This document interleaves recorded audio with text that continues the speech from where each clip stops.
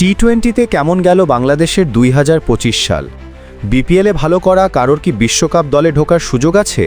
গত পরশু আয়ারল্যান্ডের বিপক্ষে সিরিজ শেষে সংবাদ সম্মেলনে সম্ভাবনাটা উড়িয়ে দেননি অধিনায়ক লিটন দাস। কিন্তু তার বিশ্বাস, ফেব্রুয়ারির বিশ্বকাপের জন্য বাংলাদেশ দল প্রস্তুতি আছে। এবছর খেলা 30 টি-20তে রেকর্ড 15 জয়ের পথে পরীক্ষা নিরীক্ষা চালানোর পর এখন তাদের চোখ বিশ্বকাপে। এবছর আর আন্তর্জাতিক ম্যাচ খেলবে না বাংলাদেশ। বিপিএলের পরই ফেব্রুয়ারিতে বিশ্বকাপের চ্যালেঞ্জ। সেই চ্যালেঞ্জের আগে দেখে নেওয়া যাক বছরটা টি-20তে বাংলাদেশ দলের কেমন কেটেছে। ছক্কায় ছক্কায় এবছর বাংলাদেশের সবচেয়ে বেশি উন্নতি হয়েছে ছক্কা মারার সামর্থ্যে। টি-20তে এক পঞ্জিকা বর্ষে 100-র বেশি ছক্কা বাংলাদেশের ব্যাটসম্যানরা এর আগে একবারই মেরেছিলেন। 2023 সালে তাদের ব্যাট থেকে এসেছিল 122 ছক্কা। সেটিকে ছাড়িয়ে এবছর তারা গেছেন আরও অনেক দূরে। 2025 সালে রেকর্ড 206টি ছক্কা মেরেছেন। এত ছক্কা মারা প্রভাব ফেলেছে বাংলাদেশের ব্যাটসম্যানদের রান তোলার গতিতেও। বছর জুড়ে 125.97 স্ট্রাইক রেটে রান তুলেছেন তারা। অন্তত 5টি টি-20 খেলেছেন, এমন বছরগুলোর মধ্যে ব্যাটসম্যানদের এটি সর্বোচ্চ রান তোলার গতি। তানজিদ যেখানে আলাদা। গত বছরের মে মাসে জিম্বাবুয়ের বিপক্ষে টি-20 ক্রিকেটে অভিষেক হয় তানজিদ হাসানের। পরের বছরটাতেই টি-20 ক্রিকেটে বাংলাদেশের ব্যাটিংয়ের বেশ কয়েকটি রেকর্ড নিজের করে নিয়েছেন এই বাঁহাতি ব্যাটসম্যান। বছর জুড়ে ওপেনিংয়ে তিনি ভরসা হয়েছেন দলের জন্য। এবার বাংলাদেশের ব্যাটসম্যানরা কত বেশি ছক্কা মেরেছেন তার একটি ধারণা পাওয়া যাবে একটা তালিকার দিকে তাকালেই। এক পঞ্জিকা বর্ষে বাংলাদেশের হয়ে সবচেয়ে বেশি ছক্কার রেকর্ডটা এতদিন ছিল জাকের আলীর। 2024 সালে 21টি ছক্কা মেরেছিলেন তিনি। অথচ এবছর শেষে তিনি চলে গেছেন 5 নম্বরে।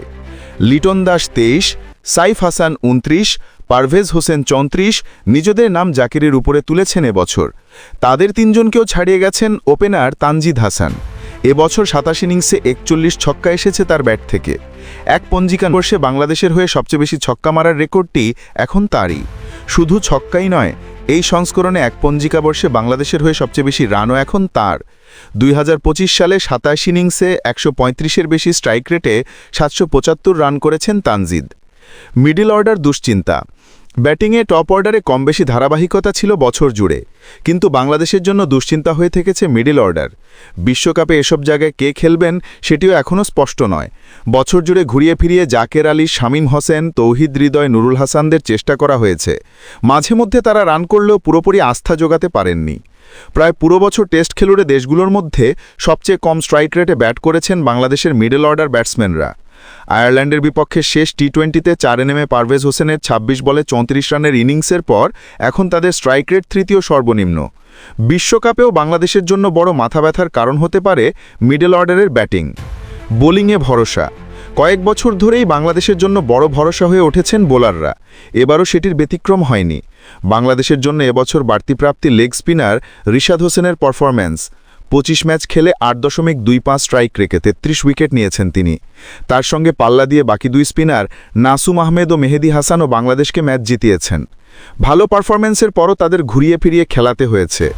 পেস বোলিংয়ে বাংলাদেশের নেতৃত্বটা আছে মোস্তাফিজুর রহমানের কাছেই। কৃপন বোলিংয়ের সঙ্গে নিয়মিত উইকেট নিয়ে ম্যাচের মোড় ঘুরিয়ে দিয়েছেন তিনিও। এবছর 6.09 হরে ওভার প্রতি রান দিয়ে 26 উইকেট নিয়েছেন তিনি।